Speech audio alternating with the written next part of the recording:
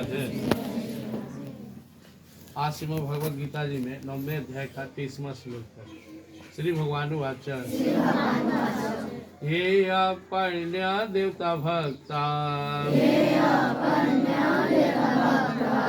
यजन्ते सध्यान्विताः ते अपि मामेव कौन्तेय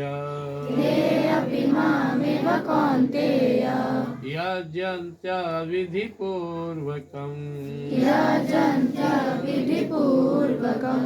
ये अपण्य देवता भक्ता यजन्ते सध्यान्विताः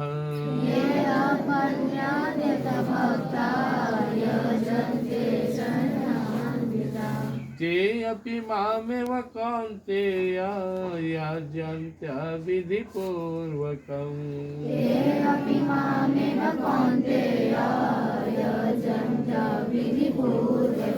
देखो इसके पूर्व के श्लोक भगवान बोले कि कोई अनन्य भाव से अगर मेरा भक्ति करता तो उसका सारा जिम्मेदारी मैं उठाता हूँ। अनन्यास चिंतनतो माम ये जना परिपास्ते। कोई अनन्य भाव से अनन्य चिंतन करते हुए मुझ पर भरोसा करते हुए मेरी उपासना करता है तेषां नित्याभियुक्तानां योगक्षेमं भाम्यम।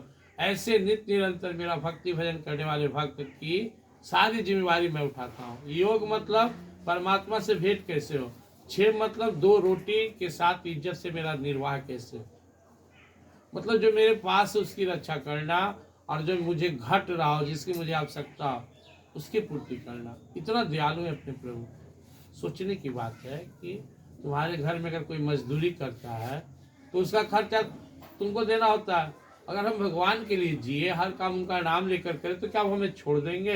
वो तो सबका मालिक है। तो ऐसे नकली मालिक है संसार का, असली मालिक तो भगवान है। इसलिए अगर कोई भगवान पर भरोसा करेगा तो उसके जीवन में किसी चीज़ की कमी नहीं रहेगी। हाँ, जिसमें उसका कल्याण हो। जैसे तुम्हारे पापा के पास बहुत पैसे हैं, तुमको नहीं देंगे क्योंकि तुम उसका यूज नहीं मिसयूज करोगे, लेकिन वो तुम्हारा ही है, तुम्हारे लिए है। इसी तरह भगवान हर चीज जो हम मांगे वो दे दे, कोई गारंटी नहीं, लेकिन याद रखना उनके पास सब चीज है जो मुझे चाहिए।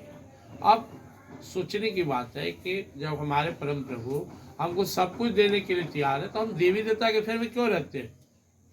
उसका जवाब भगवान दे रहे हैं कि देखो, अगर किसी देवी देवता की पूजा करते हो तो वो भी मेरी ही पूजा है। मान लो तुमको अपने पिताजी से 50 रुपया मांगना है, तुम जाकर माँ से बोलते हो या भाई से बोलते हो, बहन से बोलते हो कि हमको 50 रुपया चाहिए, तो तुम्हारी माँ भी जाकर तुम्हारे पिताजी से मांगेंगे कि 50 रुपया दीजिए, इसको देना है। या तुम्हारा भाई जाकर बोलेंगे, तुम्हारी बहन बोलेगी, पैसा तुम्हारे पिताजी का ही है। तो वैसे हम किसी देवी देवता का पूजा करें, वो भी जाकर भगवान से मांग के हमको देंगे। मान लो हम माँ शारदे का ध्यान करेंगे, हमें विद्या दीजिए, प्रार्थना कर रहे हैं, तो उनको भी भगवान श्री कृष्ण से प्रार्थना करेंगे, इस बच्चा को थोड़ा ज्ञान दे दीजिए। कोई भी देवी देवता, चाहे वो धन की देवी हो, विद्या की देवी हो, जितना देवी देवता है संसार में, क्योंकि सबका मालिक तुम्हारे प्रभु है। बिना उनसे पूछे कैसे दे देगा? दे ही नहीं सकते वो। तो अब जब अब वो जो सबका मालिक हो मेरे पिता है, तो हम दूसरे के थ्रू क्यों जाए? हम क्यों अपने डायरेक्ट पिता की भक्ति करें, उनसे मांगे? भगवान इस चीज को समझा रहे हैं, ये अपण्य देवता भक्ता यह जनते सदान्विता। जो भक्त दूसरे देवी देवता का पूजा करते हैं, खूब मेहनत से, खूब रात दिन उपासना कर रहे हैं, उनके लिए व्रत किए हुए हैं, उनके लिए उपवास कर रहे हैं, उनके लिए धाम घूम रहे हैं, ते अपि मामेव कौन्तेय ये अंत्य विधि पूर्वकम, वो भी मेरी ही पूजा कर रहा है। जो भक्त दूसरे देवी देवता का पूजा कर रहा है वास्तव मेरा ही पूजा कर रहा है, लेकिन गलत विधि से कर रहा है, अविधि पूर्वक। क्योंकि मेरी बिना इजाजत का कोई कुछ नहीं देगा किसी को, बिना हमारे प्रभु के इच्छा के कुछ नहीं होने वाला है। तो फिर हम इधर उधर क्यों कटोरा लेके घूमे? हम जाए देवी देवता के पास और देवी देवता जाए भगवान के पास। इसलिए गाना हम लोग सुने थे, दाता एक राम भिखारी सारी दी। भगवान को छोड़ सबके पास वही दिए। हम लोग 8वां अध्याय में सुने थे, आप ब्रह्म ना लोका पुनरावर्ती अर्जुना माओ पे ते तू कौन थे पुनर्जन्म बीते। ब्रह्मलोक तक सब पुनरावर्ती है, लौटने वाला है, नष्ट होने वाला। हम लोग को क्या चाहिए? अब तो अपने घर में किसी चीज की आवश्यकता हो तो अपने पिताजी से मांगो, अब तुम दूसरे को पैर हाथ जोड़ रहे हो, मम्मी, भैया, भाभी, चाची, अब तुमको पता है कि ये भी हमारे पिताजी से मांग के देंगे, तो संबंध क्यों खराब करेंगे पिता से? पिताजी के शरण में हो गया तो सब तुम्हारा ही है। इसलिए हमारा कर्तव्य बनता है कि हम परम प्रभु के शरण में रहें, हिरण्य और देवी देवता के चक्कर में ना रहें।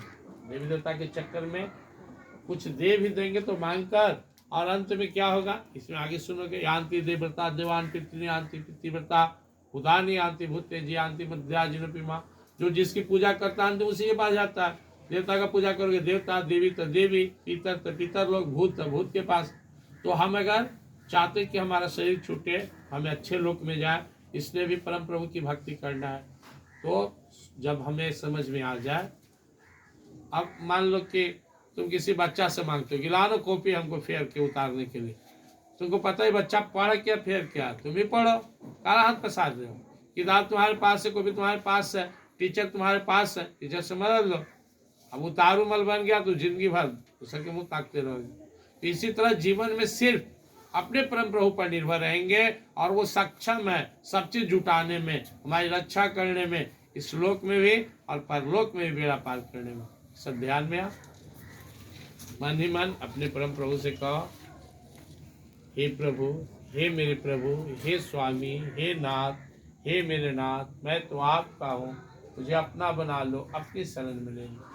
हे प्रभु, मुझे समझ में आ गया आप ही मेरे स्वामी हो, बहुत जन्मों से आपसे दूर हूँ, भटक रहा हूँ।